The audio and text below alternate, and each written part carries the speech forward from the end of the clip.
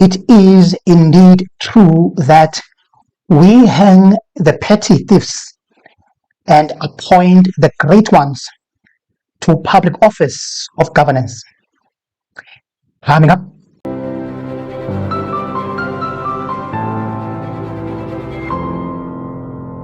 as we all know that we have recently received a speech from our president, Cyril Ramaphosa, in response to Mkhwanazi's explosive allegations against Mchunu and the cat and the rest of the criminals. And not only was the speech biased and protective over those criminals, but it also lacked authority and decisiveness from the president himself. So guys, you will remember that on Sunday morning, on the day of the president's speech, Sunday morning, the Sunday Times released an article in which Senzo Mchunu was pleading to the president to give him a leave of absence. Yep. And guess what? In the evening, when the president was giving a speech, the president didn't hesitate. He yielded and gave Mchunu exactly what Mchunu wanted, a leave of absence. That tells you that our president didn't even bother applying his authority as a president, but what he did, he just gave Mchunu what Mchunu wanted. Wow. And the classical moment in all this was when Mchunu later, after the president has given a speech, then Senzo Mchunu released a statement thanking the president. Now listen to this statement that Mchunu released thanking the president. Indeed, these guys think that we are stupid, or I don't know, like we can't read and we can't think for ourselves. Now listen to the statement written by Senzo Mchunu thanking the president. It reads thus: the Minister of Police, Mr. Senzo Mchunu, will be taking a leave of absence from his official duties following a serious allegations leveled against him by the KwaZulu-Natal Provincial Commissioner of the South African Police Service, SAPS.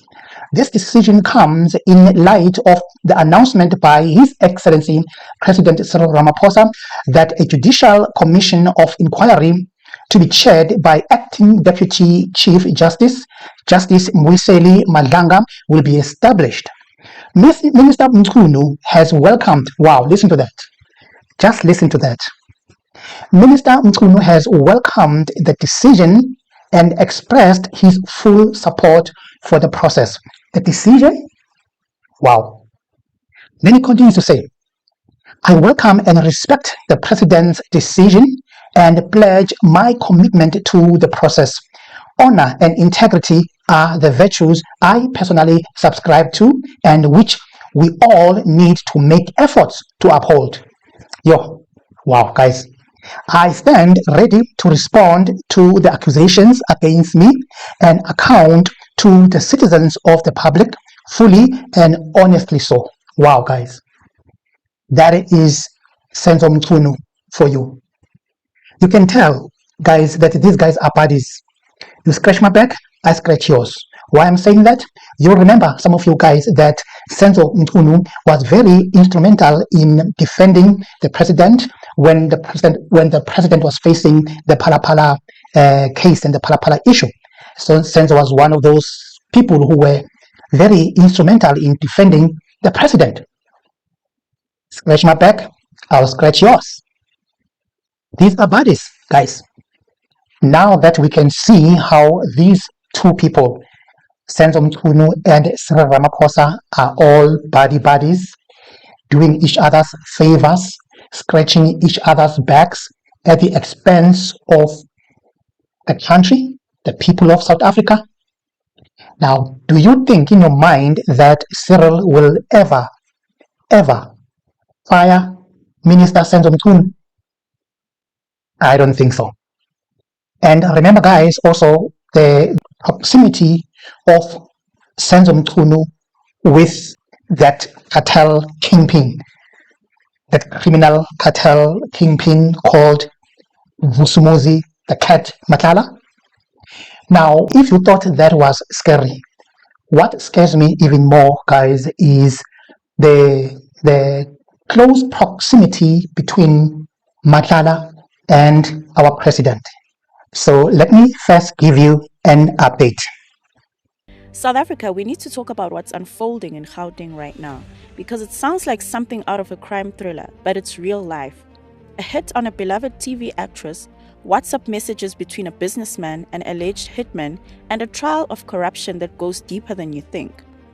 49-year-old Gauteng businessman and tender tycoon Vusimuzi Matlala, already under investigation for tender corruption at Prasa and linked to the gruesome murder of whistleblower Babita Deokaran, has now been charged with attempted murder and conspiracy to murder TV actress and influencer Tebogo Thobejane. Yes, you heard that right. According to sources close to the case, police discovered WhatsApp messages on Matlala's seized phone, allegedly instructing hitmen to shoot her in the face so her family won't recognize her. In October 2023, Thobejane and her friends were ambushed on the N1 near Sandton. She was shot in the foot, but one of her friends, still in hospital, possibly paralyzed for life. And now his wife, Takane Matlala, has been added as an accused number 4. She's out on 20,000 bail, but can't leave Gauteng. Her charges: attempted murder as an accessory, money laundering, fraud, and defeating the ends of justice. Alongside them are 2 other accused, Musa Kekana and Tiago Floyd Mabusela, facing similar charges including unlawful possession of firearms and ammunition. Meanwhile, the man widely accused of being at the heart of police infiltration and the capture of law enforcement in South Africa, Vusimuzi, was recently found in possession of a mobile phone while behind bars at the Vusimuzi Correctional Facility in Pretoria. Correctional Services National Commissioner Cyril'S Tobejane led a surprise raid on Tuesday night and into the early hours of Wednesday, including at the maximum security CMAX unit. This raid followed another on Sunday, where Matlala was also found with a cell phone. Matlala is classified as high risk, said Tobejane. We did a surprise search on Sunday and found a cell phone in his possession. Last night was a follow-up operation to that. Interestingly, Matlala had been housed in a section meant for medium to low-risk inmates before being moved. This is more than just a hit attempt on a celebrity. It's a chilling window into alleged political interference, state looting, and organized criminal networks. And it's all playing out in court right now. The case is set to return again at the Alexandra Magistrate Court on the 26th of August 2025, and we'll be watching every step of the way.